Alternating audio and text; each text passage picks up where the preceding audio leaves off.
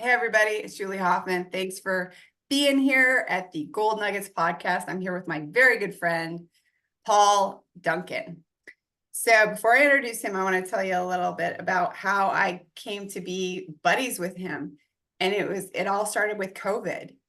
And Paul and I were friends on Facebook, and we talked, a little bit, but then I reached out to him to actually try to broadcast to people how to get themselves out there online. He did a fantastic job. And then he introduced me to, some other people, and we started working together more and more closely.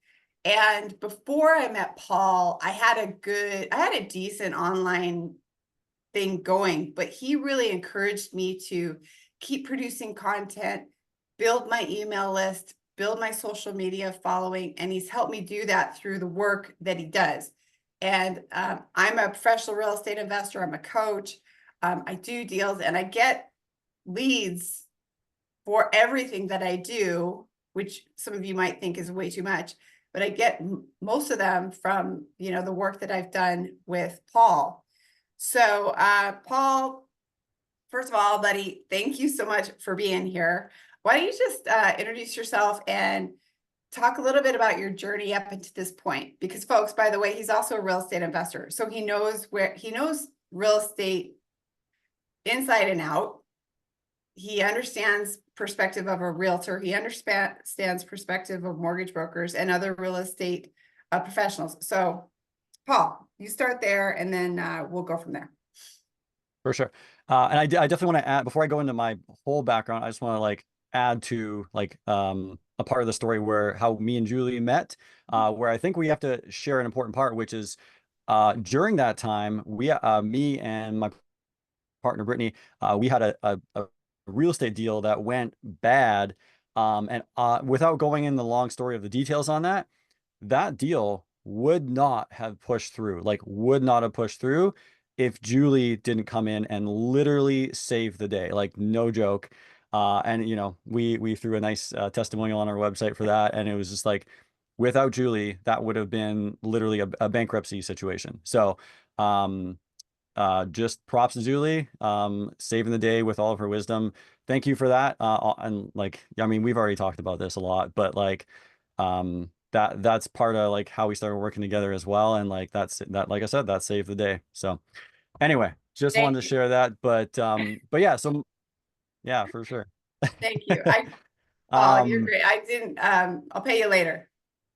I'll send you $5 in the mail. Oh, okay, sure. For that plug. Oh, okay, sure. Okay. But yeah, so what else I was going to say is, oh yeah, so my background, so I started in real estate at 21, just the usual rich dad, poor dad journey that I'm sure a lot of people have been through. It's oh, I can buy rental properties and get cash flow. That's what I want. And so I kind of dove into that whole rabbit hole, went through a lot of coaching from some big names that I'm sure everybody knows, including Rain. Rain was my big one, following Don Campbell. That was huge. And did that for a while. But I bought all my rental properties in Fort McMurray, Alberta. And if anyone knows the story here, in 2014, I was making money before 2014. I was I'm retired, I'm done, nothing else to do, right? And then 2014 hit and everything literally imploded. It was the Great Depression from 1930 in this town. That's what it was. And unfortunately, this town actually hasn't really recovered fully since then. It's stabilized, and my rental properties are just good and doing their thing, but that was a huge hit. So during that 2014 period, I had to figure out what am I gonna do to make money, because I'm not going back to a job, not happening. And so I had a friend who was a real estate investor and a realtor as well, and he started showing me some online marketing stuff, and I was oh, this is interesting. And I just went down this whole rabbit hole of marketing and leads and conversions and sales. And I just I don't know, I nerded out on that. That was my thing that I got excited about, and I had fun with it. And I would literally just do that on my laptop while watching TV on my couch. I had fun with it.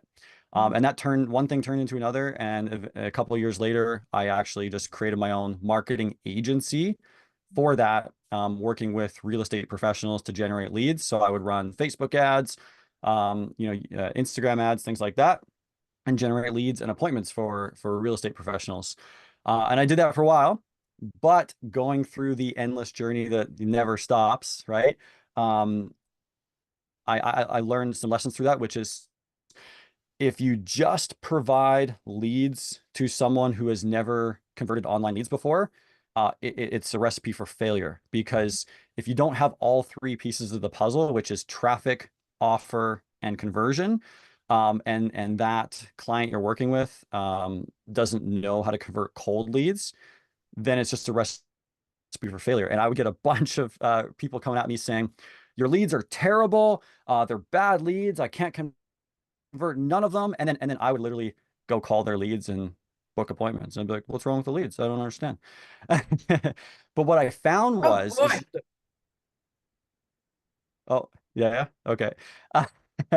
Um, sorry, there's a little bit of a lag on there. So anyway, but I'll continue. Um, yeah, so what I found was that the problem was that most real estate professionals, or I guess most people in general, know how to convert word of mouth, and they try to convert cold leads um, like it's word of mouth. But what needs to happen is people online don't trust you. They don't know who you are. You're just a random person on the internet, right? And so you have to put more trust building steps in your sales process to warm them up so that eventually they are like a warm market referral. And that takes more work. And so all these people I worked with were literally just trying to get on the phone and be like, hey, you want to buy my stuff? And they're Mhm. like, dude, I don't know you. Like, I'm not going to buy your stuff, right? Yeah. Yeah, yeah, put their hands up like, Like, whoa. hey, slow down, man. Buy me a drink first. Yeah, exactly. I don't want to get married. I just want to like go on a date, you know? Yeah. So yeah, and so eventually I transitioned over the last few years my agency to what I have now, which I kind of call the build and release model, where we've created what's called the lead machine system, where we have everything kind of pre-built, templated out, where it has the traffic systems, the Grand Slam offer, and then the conversion system. And it's a whole like system that, is actually warms people up and converts them into someone who trusts you and wants to actually work with you. So yeah, we have that lead machine system. And now I do what's called build and release systems instead, where essentially I work with a client and we build the system and then get it all up and running, get it optimized, get it to where it's scalable, and then kind of release. And then I kind of taper back, and I'm still there for support and everything. We got our profit flow company, but like we kind of taper back at that point. So that's been the journey from real estate to marketing and where we're at now. And yeah, Mhm. that's the history. So yeah. Well, and it's been so it's helped me so much, like literally, to be able to really be productive online. So what do you think what do you think that real estate, you talk about the nurture, you talk about the, warming up leads. What are a few things that people can do in order to warm up their leads? Let's just say, they just want to get started and they want to get going. Like, what are some things people could do?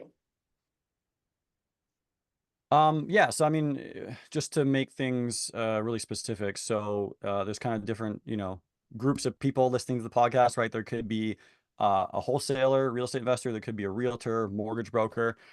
So I can probably speak to each one of those separately because there's some nuances to the way each one of those is run. So if I'm thinking a mortgage broker or a realtor, Yeah.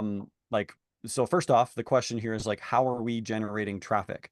So you're asking like, hey, what can they do to start getting leads and conversations online? The question is traffic, right? So we go through that thing that I'm going to repeat all day long is traffic, offer, conversion, right? So number one, where are we getting our traffic from? Are you doing organic marketing, aka you're not like spending money on advertising, you're just posting on social media, doing that, following the social media following game, or are you just paying for ads, right? There's actually kind of like a process we go through when we're building a lead machine, and you ask like, okay, what's step one if I don't want to rely on word of mouth anymore. So if you're relying on word of mouth and like you're on what I call the word of mouth roller coaster, where you have no control over that, then you want to do something else and you want to create consistency. Well, that's where you can start building your lead machine. Step one in every lead machine is doing your ideal client exercise, Mhm. because we can't start marketing, whether that's organic or paid ads. We can't start marketing to people until we know who your ideal client is. Because if you know anything about marketing, you've heard that old saying, if we market to everyone, we market to no one. And the simple thing is, if you're on Facebook or Instagram and you see a post scroll across your news feed, if that message or post is not specifically calling out a problem that you have, you're just going to scroll past it because it doesn't apply to you, right? So we want to make sure we do that ideal client exercise, find out who all of our favorite clients we've ever worked with were in the past, and then do a little spreadsheet to find out where did all of my favorite clients come from, find out all the similarities between them, and then we can go find more of those people on the internet, and then we can tailor our message, our marketing message on our posts, ads, whatever, landing page to that specific person. Now we're calling out a very specific pain point or problem and have a solution for that specific person. That's what gets you to now move into from traffic to converting them with your offer. So that's kind of if you're asking what the step one is for anyone to get started, I would say is like, if you're going to move from word of mouth to online leads, do an ideal client exercise. And You can probably anybody can do that. Like you can sit down and you can say, okay, who is my ideal client? And it doesn't have to be set in stone, because you may be going after your ideal client and they may just not be coming. So you may have to revisit that. But for example, if you're a mortgage broker and you only want to be working with homeowners that can afford $800,000 houses or more, you really got to itemize all of the aspects of that, basically your avatar of who it is that you want to work with. Or if you're a realtor, same thing. And then there are people who are real estate investors. Maybe they've been doing it a long time and they want to start a course. That's what I did, because it's just it's another income stream and it's a way for me to help people. So like Paul sat down with me and he's like, okay, think about your favorite clients and the easiest people that were to work with and the most successful. And I was able to just itemize 1, 2, 3, those 3 things. Or if you're wholesaling is huge, or real estate investing is huge, trying to find deals is huge. So if you're a real estate investor, one of the best ways to find the best deals is to find off-market deals. So those are motivated sellers. But of course, you gotta itemize that back to, are you like me, living in Kelowna, looking for deals in Edmonton? Or are you in Kelowna looking for deals in the Okanagan? So you've really got to just sit down and make that list. Anybody can do that. You can pause this recording right now and do that. And again, is the goal of Nuggets podcast. I want you to come away with little things that can turn into big things that you can do right now. That's totally. just Yeah, me. That's just me ranting. no, like that's exactly it. And just to like expand on that, when it comes to ideal client exercise, there's, I think, 2 things I want to address on this. If anyone listening to this has ever done some sort of ideal client exercise in the past where it's like, hey, write out your avatar, and it's like their name is Steve and they're 45, whatever, like that's not the ideal client avatar exercise I'm talking about. That doesn't make sense to me. I have an actual PDF download for this, and it kind of goes through some steps. But what we want to do is we actually want to be selfish when it comes to our ideal client exercise. What we're looking for is like not an avatar, really. What we're looking for is, who are the people you've worked with in the past, which is like being your best clients. And let's define what best clients is. It's literally the easiest ones to work with. They got the best results from you. They were willing to pay what you're worth without even questioning it. They had the least, I guess, cost or resources to acquire that customer. Like they had all these ideal things that has nothing to do with the customer. It's actually about you and where's the customers coming from that makes your business run smoother, easier, and faster let's go find those people. And also, literally, part of one of the ideal client exercises is like, who do you enjoy fulfilling on the most? Like you mentioned realtors, like, do you enjoy working with first-time home buyers? Do you prefer to sell houses to investors? Like, who do you prefer? And you add that to the list, and then you do your spreadsheet and you find out, oh, these 5 people were killer to work with. They got amazing rental properties from me as a realtor, and they just paid me my commission without even like trying to lowball me. Like they did all these things and I love them. Cool. Where did those 5 people come from? Let's go find more of them. The other thing I was going to say for the Right, wholesalers right. on the podcast. Can I ask one more Uh, question before you go on to that? Sorry. Yeah. Yeah. Okay, I hope this doesn't take you off in a totally different direction. It's all good. What about the person who is like, I want to be a mortgage broker. I got this many leads. Yes. So that is like obviously a question. When it comes down to that, it's like, here's the thing. Can you do this exercise with a mortgage broker partner you have or a mentor, right? Like, I'm sure if you're a realtor or mortgage broker, you're not by yourself. If you're brand new, you might be on a team or something. So maybe you sit down with your team person because they already have all the experience and you can go through their leads. Maybe you do this exercise together and you come up with like, oh, this is what they're doing. This is all the data they have. Okay, now we can use that data. So that's like kind of like there's like the whole term like minimum viable product. What is just step one that you can, just take action on right now? That is my recommendation if you're working with as a realtor or mortgage broker, or even if you're a wholesaler. Do you have a real estate investment coach that you can ask? Yeah. Right? Who's been doing real estate for a Oh, long time? quit promoting me. Quit promoting I'm me, sorry. Paul. They're gonna get sick of it. I'm sorry. I'm sorry. I can't help it. Uh, but yeah, that's like I would just ask the mentor, right? It's the journeyman apprentice kind of mindset there for me. That's how I prefer. And then again, this is minimum viable product, right? So Julie, like you said it earlier, like it's just for now, it's not forever. So if you can leverage your journeyman's information for now, and then as you start going, leveraging that to get a kind of a boost, then you can kind of hone in on what you prefer and don't prefer over time. And then like this ideal client exercise is not something you do once. You can do it now. And then as you learn lessons in the future, you can do it again and be like, oh, I learned some new lessons. Okay, I'm going to go after a slightly different person. Yeah. And you're always tweaking and adjusting your marketing Yeah. to make it, better over time. So yeah, good question. I do want Okay. to jump back to the wholesalers though. Yeah. So the wholesalers, I did this exercise with Brendan. So Brendan, Ashton Fisher, real estate in Edmonton, Alberta. We did this probably what, 2 years ago or something, and he was blown away. So he's doing bandit signing, he's doing flyering, he's doing online ads, he's doing everything. And he went through this ideal client exercise and he just went through all the wholesales he ever did and he made that spreadsheet. And it turns out, funny enough, that the best deals that he gets are the specific demographic of he calls them baby boomer bungalows. So Yeah. so oh yeah, essentially people like older people who are retired who are like, oh, my hip, I need to go to an old folks home, that kind of thing. And they're like, I just want to get rid of the property. They have a ton of equity, mortgage free. And they're just like, I just want to get rid of this kind of thing. And those are his ideal client.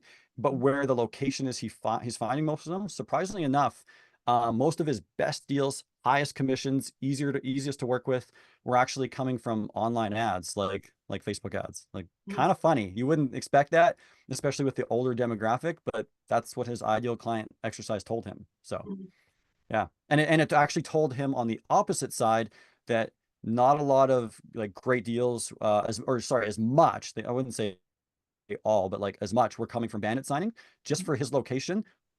Most were coming from online ads, and so he just pivoted.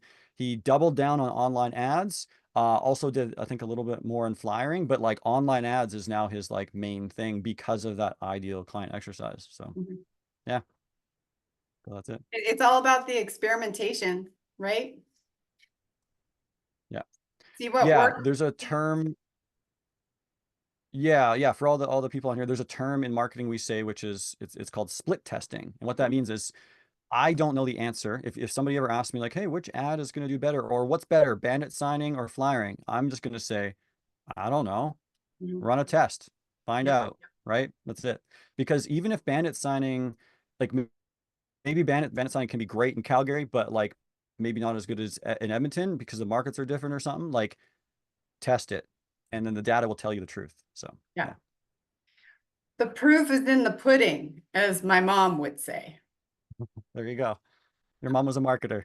I honestly don't even know how to uh, figure out what the heck that means. But anyway, all right. So now you will be providing a link to this PDF download for an ideal client. We'll put that I around. can, yeah. I don't think it's on my website right now, but I can definitely add it just so people can get it for free, download it. I don't, yeah, absolutely. That'd be Yeah. great. That'd be great. That's great first step. Okay. So what else came up when you were talking about that?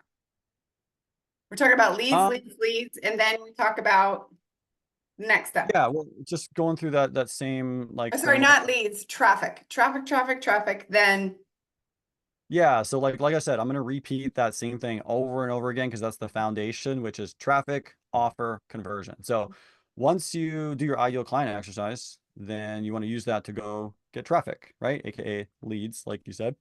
Um, and so the question is, are you going to do organic or paid ads? Paid ads, the question is like, do you have the budget to do that, right? So there's kind of some like, yeah, there's a bit of like math formula to find out. Like at the very minimum, if you don't know if you can afford paid ads, like you don't need to spend a lot to just get started. You can literally start at $10 a day on Facebook and just kind of go from there, right? It doesn't need to be your only lead source in the beginning. Maybe you're relying on word of mouth to start, and then you do $10 a day on Facebook, and that's it.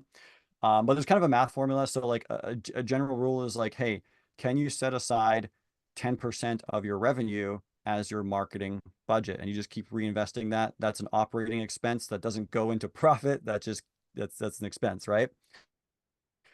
So maybe like that's a general rule. There is a more in-depth math equation we do, which is we work backwards from the end. So how many clients per month do you want to do?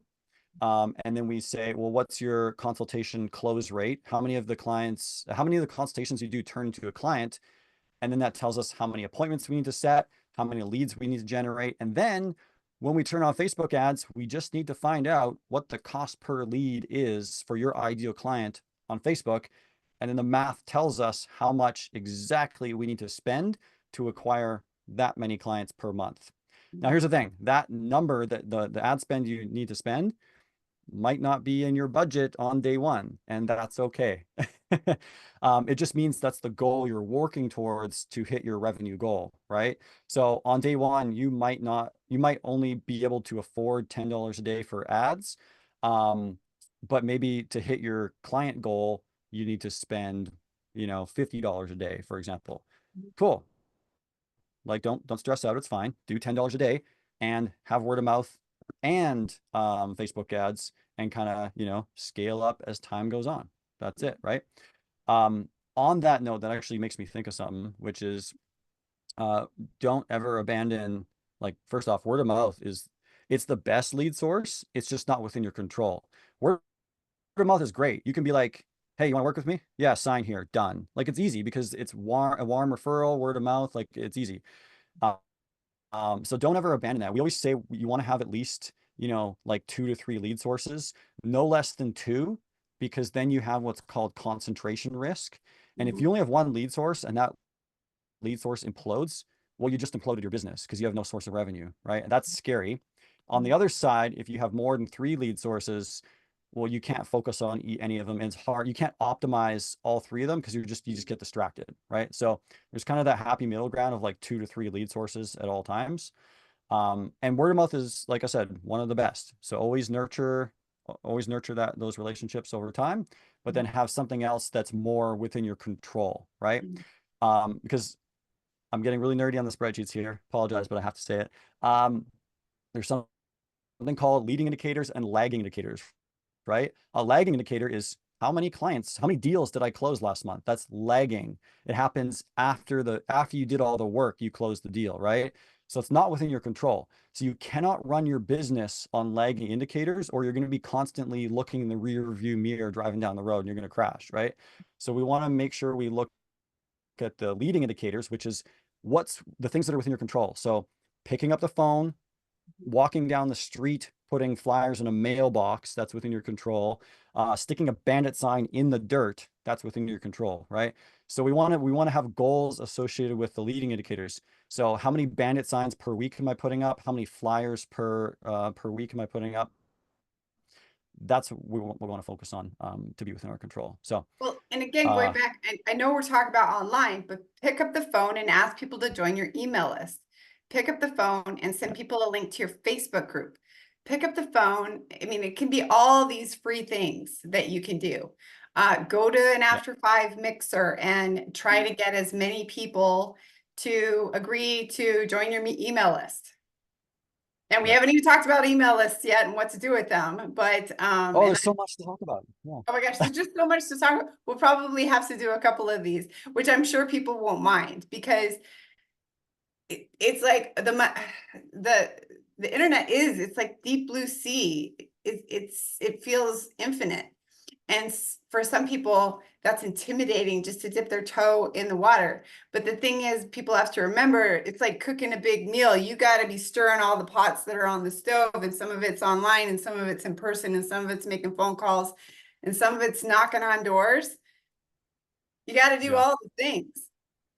Especially, totally. especially I'm talking to the people that are just starting out and they're just like, I'm ready to make that leap, but I don't know if I can spend $300 a day on YouTube ads. I don't know if I can take that risk. You know what I mean? Yeah, exactly. Totally. Yes. And that brings up a really good point, that probably this context will probably help people who have not done much online stuff, which is the thing I've learned over the years when it comes to online is how can I make online as local as possible? Because when you Mhm. make it as local as possible, that's where conversions happen. So remember, again, repeating traffic, offer, conversion. We talked about traffic, but what about the conversion part of it? How do we convert these leads into clients? Now, the thing I've found is the more local you can make your marketing campaign, the better it's going to convert. So what am I talking about? I'll give you an example. Um, in your hometown, if you want to go to a coffee, or to get a coffee, you go to a coffee shop. Well, you don't need to like research oh, are they a good coffee shop? Like when it comes like, or you don't need to like Google like, where's the coffee shops? Literally, a local business has a giant billboard called a building in Mhm. their town, and there's a big sign that says coffee shop and a front door in front. And when you walk in the door, the owner of the small business is like, "Hey, Steve, how's it going?" And they shake your hand. That is a local business that requires no trust. That is the trust. As soon as you walk in the store, there's a building, that's the trust. Yeah. With online, you have to create that trust because there is no front door with a sign, and people don't know you exist, and they don't know if you're a scammer or anything. So you have to build the trust into your campaign. So what we've actually been finding over the last, many years, maybe 5, 6, 7 years, is we're kind of what I'm calling in a trust recession. So Mhm. trust has been steadily declining the last few years, and the types of campaigns we used to run literally do not work anymore. Like when I run ads to those old style campaigns, we spend money on ads and then they don't convert, or they convert very poorly. And so this is where we've actually pivoted, and that's where we've kind of created this lead machine framework, because it builds in kind of a new way to convert leads online that builds more trust, just because we're just pivoting with the market, because the market is shifting, right? So everything used to be easy. Back when Facebook ads started in around 2010, you could get $1 leads and then convert clients for like $10, or 20, 30, whatever. It was dirt cheap. You can't do that anymore. So now we have to put in more work to convert those same clients, because everyone is careful with their money right now. Inflation's happening. So if people are worried about their bank accounts right now, and if they're gonna spend money on something that's not survival, aka gas, groceries, and rent, then they're being more careful with giving away that money that we're finding right now. So what that means is we have to, they want to do more research before they give away their money to make sure it's the right decision, is kind of what we're finding. So that just means we're building these things. So specifically, not this one, it's not for the wholesalers as much. This is more for kind of the, I guess, what I want to say, like mortgage brokers, realtors, coaches, things like that. What we've done is we've tried to create the local business storefront online. And what we're doing with that is groups. So if you're a realtor or mortgage broker, this is the thing that you'll want to do to pivot in this current market to become the authority figure, which is creating a free group where you can just spend all your time filling the group with members, and then using that private group with a more intimate experience with you to build trust, because it's more intimate than, organic like post on your social media, right? And we're finding that that's helping overcome this trust issue that's been happening over time. So So yeah. basically what you're trying to help people do is create what feels like a local community, but may or may not necessarily be online. Yeah. As much as possible, we want to get as close as possible to that in-person handshake between two people. Obviously online, we literally cannot shake hands, but we can do things like the private group together, Zoom calls, things like that. And it's not we're never gonna get to that filling that gap, but we're gonna get as close as we possibly can. And that's what we want to do to build that trust. So yeah. Yeah, it's really important. Now you talked about, okay, 2 to 3 lead sources. That is for, and that has to do with traffic. So what are you finding are the best lead sources? Did you already cover this?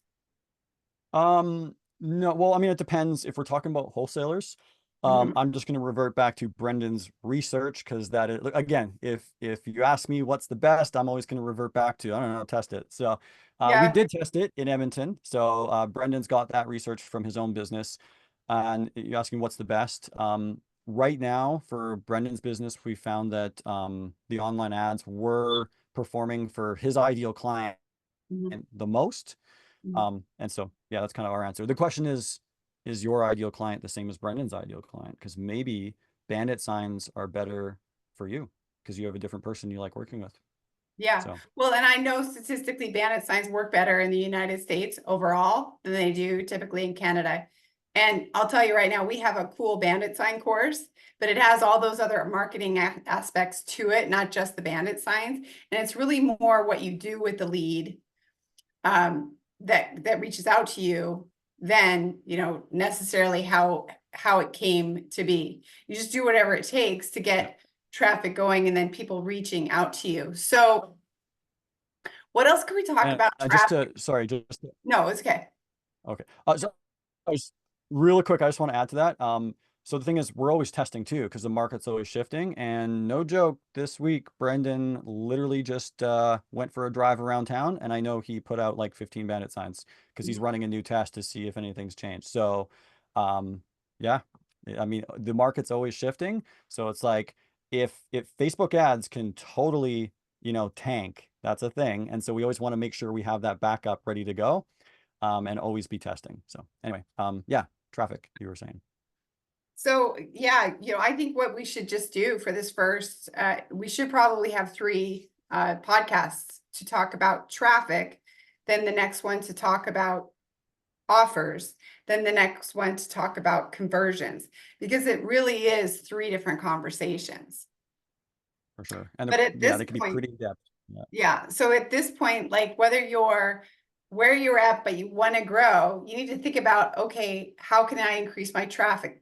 Should it be online? Should I be going to more network meetings? Should I be picking up the phone more? And everybody hates picking up the phone. And that's what I love about picking up the phone. You have like 0 competition. Yeah, I totally agree with you. And Julie, I know you get on the phone, and I love it, because the reason I haven't had a job in the last like 6 years is because I pick up the phone. Yeah. Like, I do marketing, I do all these things, but when I get leads in my system, I press the call button and I talk to them and I book them into a call just like you do. Yeah. That's how you make money, is getting on the phone, period. So I completely agree. Yeah. Period. And anybody can have a phone, whether you have an online presence or not. For now, because I just know what this monster could turn into if we try to get into offers. It's going to be another half hour, 45 minutes. Yeah. So what else can we touch on when it comes to traffic, and specifically how you help people increase their traffic?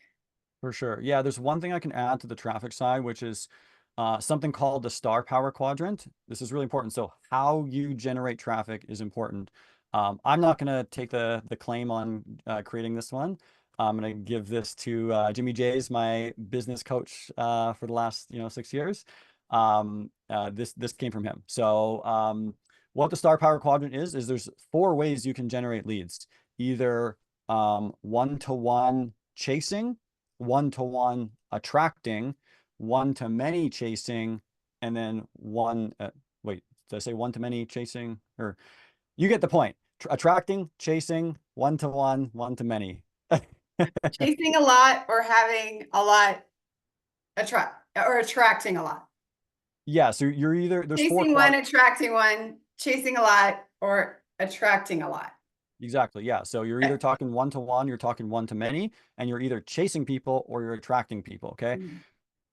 Now, why it's called the star power quadrant is because there's one quadrant where you really want to make sure you're always generating leads, Mhm. because that's where you get the most amount of leverage and authority in your business, which is you always want to be generating leads as the authority, attracting at the front of the room kind of thing, one to many, right? Right. So for example, if I give examples of each 4 of that quadrant, Yeah. one-to-one chasing is like kind of like the worst way to generate leads. It's the most painful and it sucks. So one-to-one chasing would be like you're just going around like, hey, like if you're a realtor, like, hey, do you need a property? Do you need a property? Come on, buy my property, Mhm. and you're like just like being like, please buy my thing. And it's like you have no positioning, no status, and they're like, dude, like get away from me, right? Yeah. Yeah. And you're also talking one person at a time, which means you have no leverage. So it's just like you're just spending so much time doing a terrible activity, right? So ideally, we don't want to be generating leads in that category because it sucks. Now, I will say in the beginning, if you're new, you might have to do this because it's all you got. And I did it like door knocking. If you want to learn how to sell, do one-to-one chasing because you will learn how to sell. But if you want to move into being a professional, I'd say get away. So what's the next thing? One-to-many chasing. So I'm trying to think of what an example of that would be. Essentially, Julie, I don't know if you can think of one for real estate that's like Well, one-to-many. one-to-many chasing is what you correct me if I'm wrong, but posting, if you have 5,000 friends, that's one-to-many. Standing up in a group to do like well, I have a networking group, and I let my members stand up and Oh, do a open mic, like talk to many at the same time rather than try to talk to one. Is that what you're talking about? yeah, actually, you gave me an idea though. So probably a good example of this might be like if you go to networking groups, but you're not the host of the group, you're just going to other ones around, and you're going to those groups, talking to everyone in the group, going like, "Hey, buy my property," and you're talking to a whole group at the same time. But it's like you're not the authority in that room. They don't see you as authority. You're just like chasing them, like, "Hey, buy my thing," right? Versus the other way, which is where you want to be. So that would be one-to-many attracting. That's the star power status where you are the host of the group, you're at the front of the room, and you are essentially sharing value and stuff and then attracting them to your offers, right? That's the ideal way. So that's why we have the groups I'm talking about. So if you're doing online marketing and you have this private, Facebook group, Yeah. that's as a realtor, mortgage broker, even as an investor who wants to raise capital for clients, this is what you want to do. You want to get people into a group where you own the group and you're giving value to them, because that's the digital front of the stage authority figure status. So that's what you want to do. And then I think, yeah, one-to-one attracting. I wanted to mention the last one that I skipped over, which was one-to-one attracting. This was what I would call a professional, like a professional. This is where a lot of people are, and they get stuck. Where if you're a realtor, mortgage broker, whatever you're doing, you're attracting people. This is the whole word of mouth game where people see you as the authority. You're a professional, and they come to you because they know you're a professional. but you're just like one-to-one, you know, kind of thing. You don't have any systems to scale up and do like, you know, get large volumes of people, right? And so here's the thing. One-to-one attracting can be great if you want to stay self-employed, but if you ever want to kind of transition to scaling up your business, you really want to do marketing in the one-to-many attracting category. So yeah. And it takes time, you know, and Yeah. it takes hustle, and it takes elbow grease, and it takes lots and lots of phone calls, it takes lots of emails, it takes lots of networking, and like just going to networking groups to invite people over to your networking group, or going, you know, getting out there and inviting people to wherever you're going to be that one-to-many authority. So keep that in mind, but there's so many different ways to do that. Yeah, I think we've run out of time. Okay, sounds good. Because I just know that this next subject is important, and we want to be able to spend at least this amount of time on it. And that is offers. And it's absolutely huge, because what do you do with the people once you've got the traffic and you've got the leads? Well, you want to offer them your product, but you don't, but it, you know, the same rules apply. You got to warm them up. You know, you don't want to try to sleep with somebody on the first date, although it just sounds like that's way too common out there these days. But you want to date somebody, you want to, you don't, they don't want to necessarily get married right away. Every now and then somebody will, they'll just want to get married right away. They want to buy your product right away, but you've got to be ready to nurture them, warm them up, so that when you do offer, they know you, they feel like they know you, like you, and trust you, because that hasn't changed. It's just the amount of time it has taken for trust sounds like it's just gotten longer and longer. And that's just because with speed, I think a lot of people have been burned, or they haven't got the results that they expected. So, you know, you pivot, you adjust the sales, and you move forward from there. Yeah, totally. Yeah. Yeah, and if I can do a little teaser hint for, you know, this next one we decided to Yeah. do. So the offer part of it is we want to create what's called a mind-blowing offer, which is an offer that's so good, so crazy, that people would be silly to say no. Like they can't say no to it because it's so specific and so unique to that ideal client that you created during your ideal client exercise, that the match is so perfect, Mhm. that they just say yes to it. They just say yes. And there's an actual math formula behind that. We can go through that on the next call, but there's a math. It's not just like, you know, a willy-nilly like, oh, create a mind-blowing offer. No, there's actually like a math formula you follow to create that. And that's it. So yeah. Okay. I love it. Math never lies. Right. Math never lies. So, okay, that's going to be what we're going to talk about next. In the meantime, you're going to have Paul's link around here somewhere. It's paulduncan.ca. That is his website. And anybody that wants the PDF download, where you can access the information on how to identify your ideal client, that's going to be available for you too. So stay tuned for the next podcast, where we're going to focus on offers, whether you are a professional real estate investor, realtor, mortgage broker, or entrepreneur. You know, honestly, this works for anybody that's an entrepreneur. All these systems work for anybody that's an entrepreneur. So make sure and stay tuned for that. And in the meantime, get in touch with Paul, because he might be able to help you, you know, of course, without watching the next podcast, the one after that. I can speak from experience that he's helped me so much. My business has skyrocketed. My online presence has skyrocketed.